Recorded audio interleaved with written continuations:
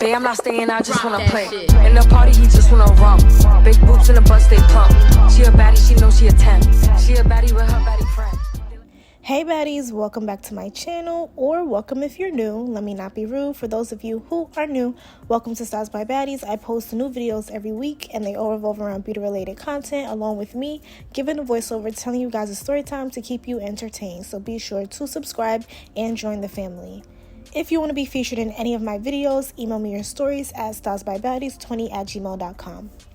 This is part 2 of a story time from a subscriber who said she'd like to remain anonymous. So if you saw the first part of this story time, then you already know how I got exposed by the boy I trusted. My mom found out, and my school basically threw me away like I was the problem.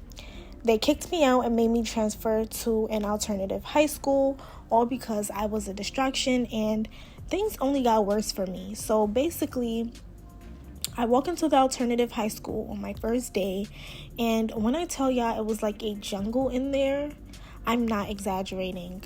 It wasn't just bad kids. It was kids who had completely given up on life, who didn't care about rules, who laughed in teachers' faces, and fought in the hallways like it was normal. The first day, I tried to be more on the low and stay out the way, so I avoided eye contact and just made it to my classes. But I knew I was still standing out, because while most kids came in with this I don't care about nothing attitude, I was giving off that I'm just trying to survive energy, and I feel like they could smell the fear. I thought I could just blend in and keep my mouth shut, but my name had already hit the hallways before I even stepped foot in that building. By the second day, I was sitting in the cafeteria minding my business when a group of boys walked past my table laughing like they had just heard the funniest joke in the world. One of them straight up says, "Yo, you're the girl from that video, right?" My throat went dry. I was praying he was just playing, but the way his friends started snickering, nah, they knew. I just shook my head and said, "I don't know what you're talking about." He's like, "Yeah, just don't go making videos around here." They all laughed and walked off, and from that moment on, I became a walking target. It was like I had a big, bold label on my forehead saying, "She's that girl from the video." It didn't matter if they had actually seen the video or if they were just going off rumors. The harassment was constant. Boys trying to flirt with me on some nasty stuff. Girls calling me nasty and acting like I was some kind of disease. Random people throwing comments at me like, "You should have known better. You're just a hoe. Guess you like being on camera." And y'all, when I say this school had no rules, I mean the teachers literally turned a blind eye to whatever went on as long as nobody was physically fighting. Lunch was always the most dreaded part of my day. I'd sit at a table by myself, headphones in, trying to tune out the constant whispers and looks. One time, this group of girls sat right behind me, loud as hell, on purpose. And she's like, "You heard about that girl? They said she got kicked out of her school because she was a freak." Girl, I heard she was making home movies. Why would you even want to come here after getting embarrassed like that? And y'all, they were talking like I wasn't even there, like I was just some object to gossip about. I tried to brush it off, but every little comment, look, laugh, it chipped away at me, day by day by day. It became mentally exhausting.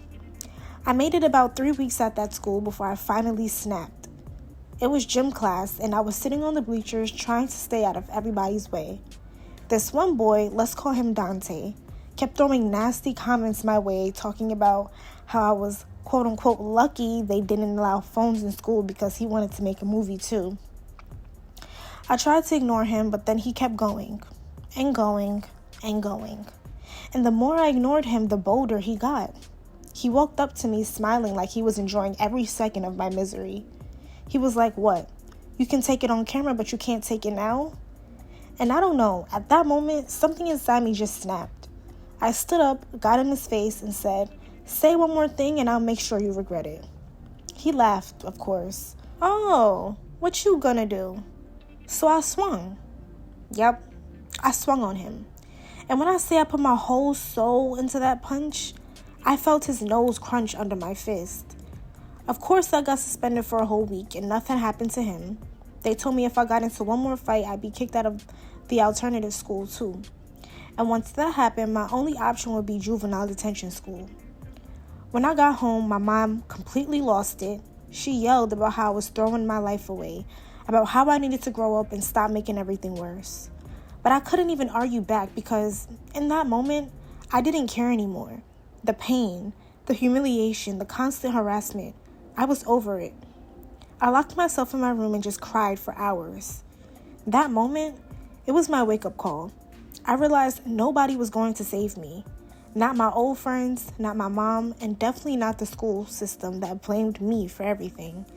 I had two choices: stay embarrassed, stay ashamed, and let this mess define me, or rebuild myself from the ground up and make sure nobody ever played me again. And y'all already know which one I picked. Over time, I started changing how I moved. I stopped being so trusting. I learned how to stand up for myself without losing my cool. And I stopped feeling like I owe people explanations. And most importantly, I made sure nobody would ever have the power to humiliate me like that again. A few years later, I found out what happened to Jay. Turns out, his little video came back to haunt him. One of the girls he messed with after me, her parents found out he was the problem. And when I say they went after him legally, they did not play. He ended up getting hit with serious consequences, the kind that stay on your record for life. Meanwhile, I took what happened to me and turned it into a lesson I'll never forget. That is the end to this story time. Thank you to my supporter for sending in this story time. And I also want to thank my supporters for being so patient regarding me pushing out the second part to this story. Once again, I'm sorry you had to go through that. Boys are very childish, and baddies take this as a learning lesson to be careful who you trust.